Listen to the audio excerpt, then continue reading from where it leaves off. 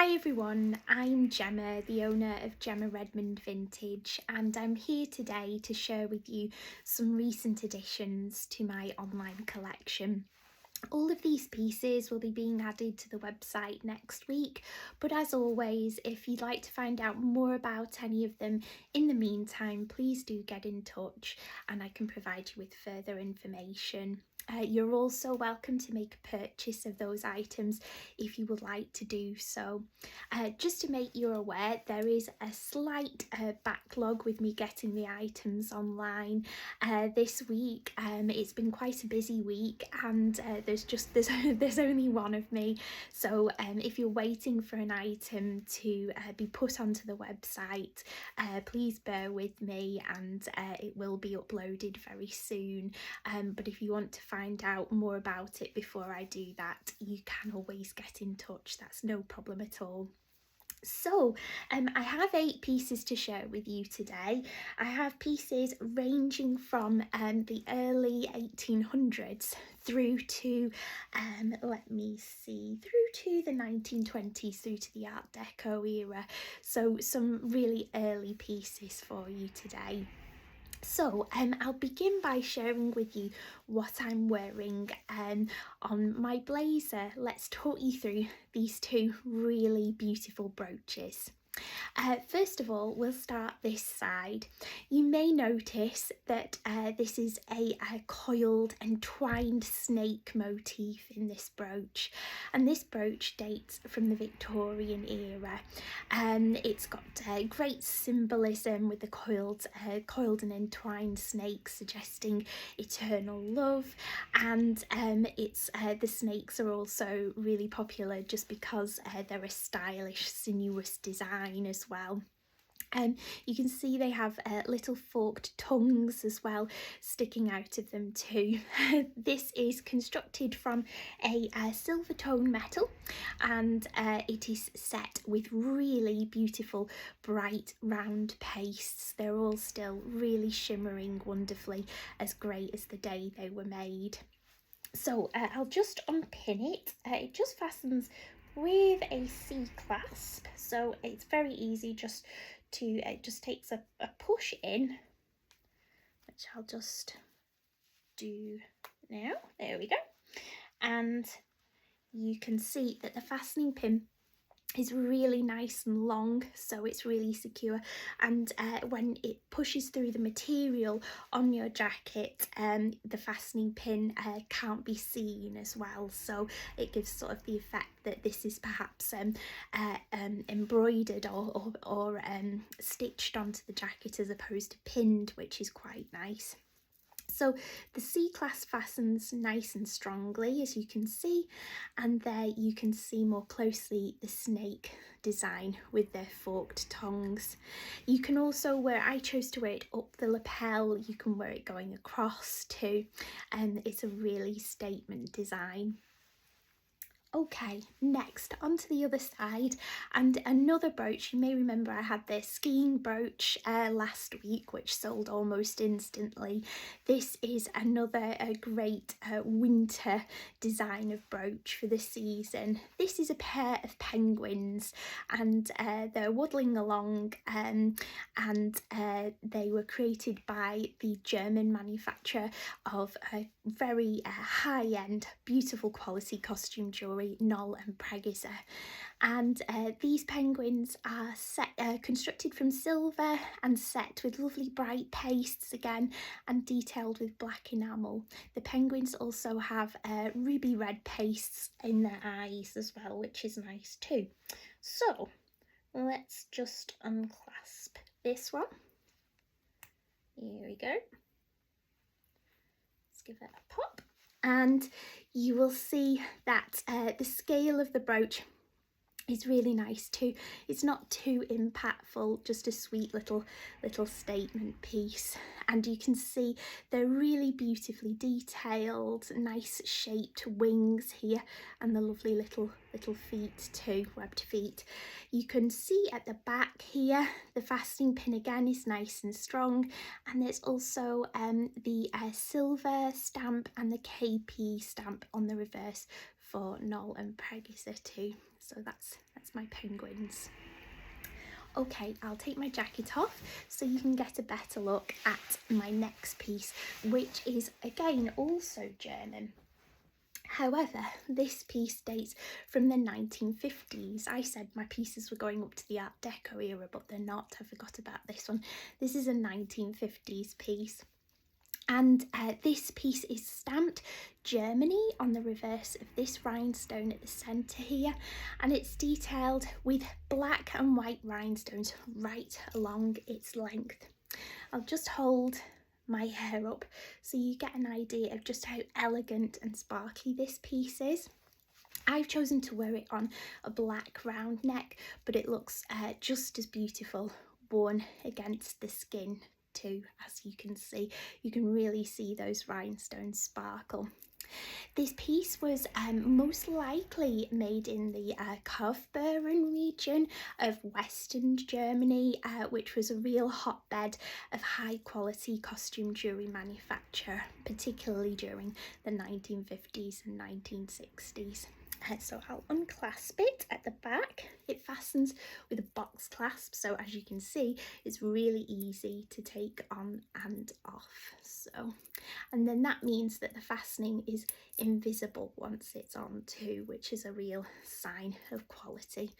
It's constructed from a rhodium plated metal.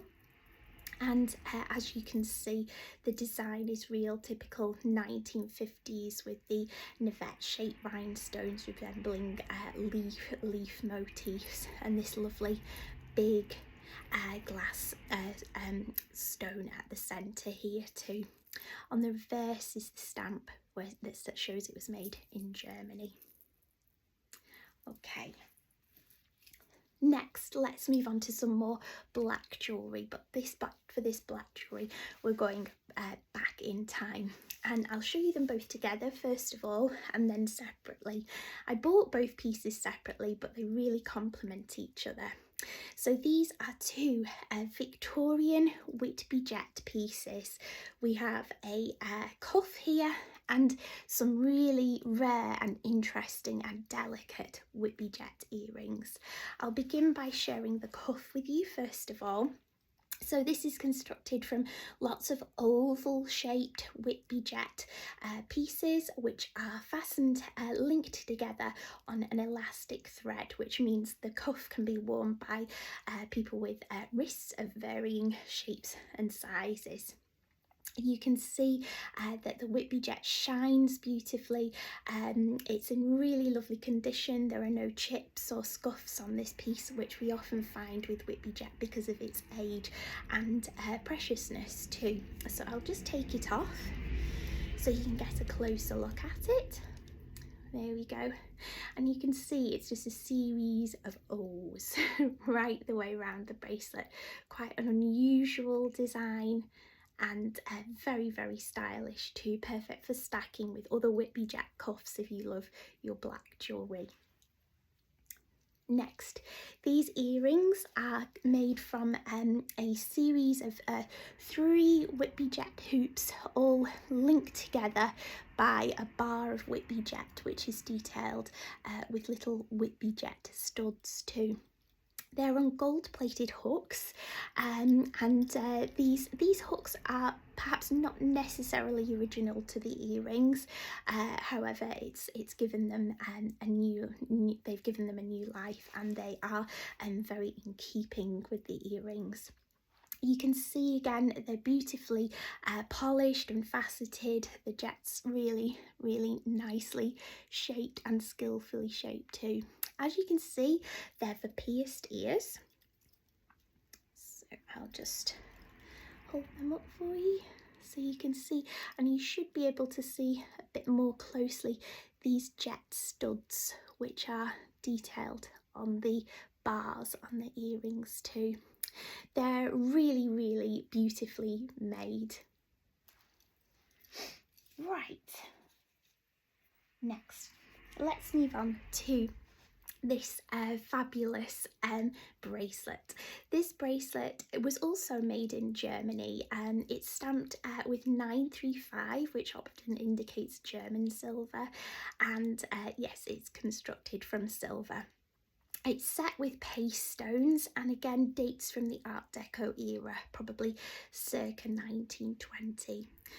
The pastes are in really lovely condition and are in this sort of geometric zigzag design, as we say, so typical of the era.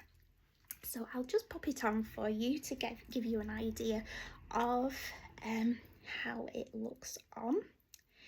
As you can see, it fastens with a box clasp, and it also features a little safety catch too, for added assurance that it isn't going to come open when you wear it.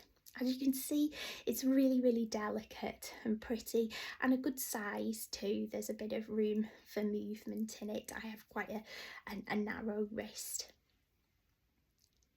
Okay, next let's move on to another necklace. However, this necklace is much lengthier than the last one I showed you. This is a set of foiled glass flapper beads dating from the 1920s, most likely Venetian in origin.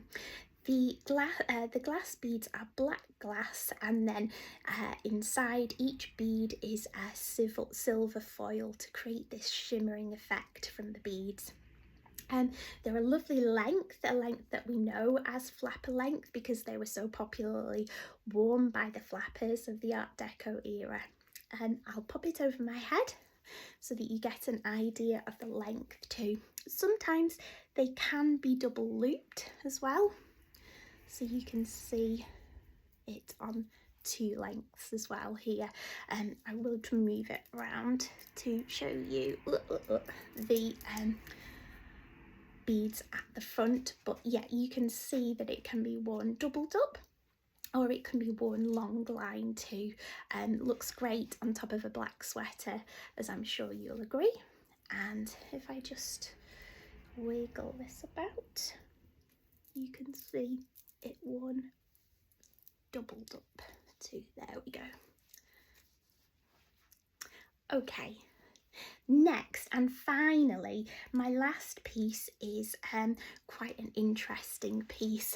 This piece dates from the late 1700s, early 1800s, so the late 18th century and early 19th century.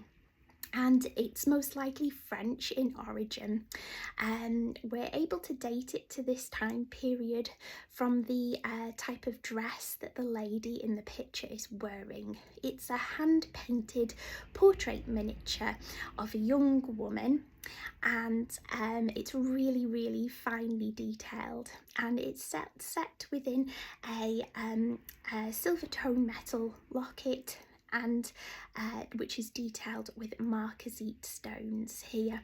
As you can see, it has a lovely frame, and this can be worn as a pendant. It was possibly originally a brooch too. However, the pendant function is all that remains on this piece. It is signed by an artist. However, it's quite difficult to read the artist's name. It looks like J. Lavelli Paris. However, it's a little bit difficult to fully interpret what the signature says.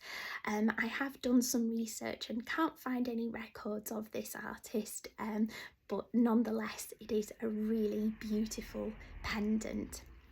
As you can see, it looks great worn as a single piece from a chain here. So let's just recap these latest pieces. We have this Art Deco Venetian foil glass bead necklace, this late 1700s, early 1800s portrait miniature, these beautiful Whitby Jet Victorian earrings, this Whitby Jet cuff, this Nolan Pregisser brooch, this Victorian snake paste brooch, and this German 1950s necklace. Thanks very much for joining me. See you all again soon. Bye bye.